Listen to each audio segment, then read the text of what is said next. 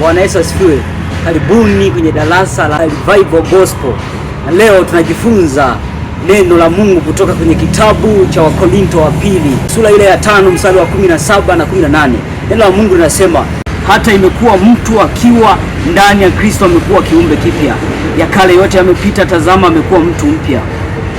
Lakini yote pia vyatokana na Mungu aliyetupatanisha sisi na nafsi yake kwa Kristo, naye aliyetupa huduma ya upatanisho. Bwana Yesu asifiwe sana. Neno la Mungu linasema kwamba mtu yeyote akishakuwa kiumbe kipya, maana yake anafuata nyayo za Yesu Kristo. Neno la Mungu linaendelea pia kuendelea kufafanua kwamba mtu yeyote ambaye akiamua kumfuata Yesu, kama Yesu alivyosema kwamba ajifunze kwake, tujifunze kwake.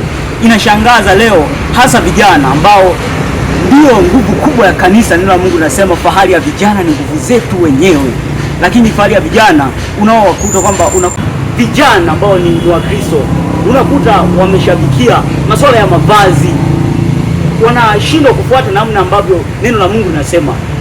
Biblia imekataa kabisa kwamba tusifuatishe namna tunavyokwenda, lakini haimaanishi kwamba tuwe washamba, na wala haimaanishi kwamba sisi tunaishi duniani. Neno la Mungu linasema kwenye ile Injili ya Yohana kwamba Yesu alituombea maombi miaka 2000 iliyopita kwamba haombi atuondoe duniani, lakini anaomba tuinde na yule mwovu.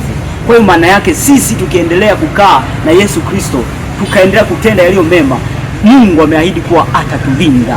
Neno la Mungu linasema katika ile Injili ya Yohana sura ile ya 4 mstari wa 24, neno la Mungu linasema Mungu ni roho na mwabudu yeye, unapaswa kumwabudu katika roho na kweli. Kwa maana kwamba inatakiwa tuendelee kumwabudu Mungu katika roho na kweli. Katika kweli huko ziko amri 10 katika roho, ndiko ambapo kuna maongozi ya Roho Mtakatifu ambaye kwa sasa baada ya Yesu Kristo kupaa ndiye alipewa ili aweze kutupa vipawa mbalimbali. Tukutane wakati mwingine. Amen.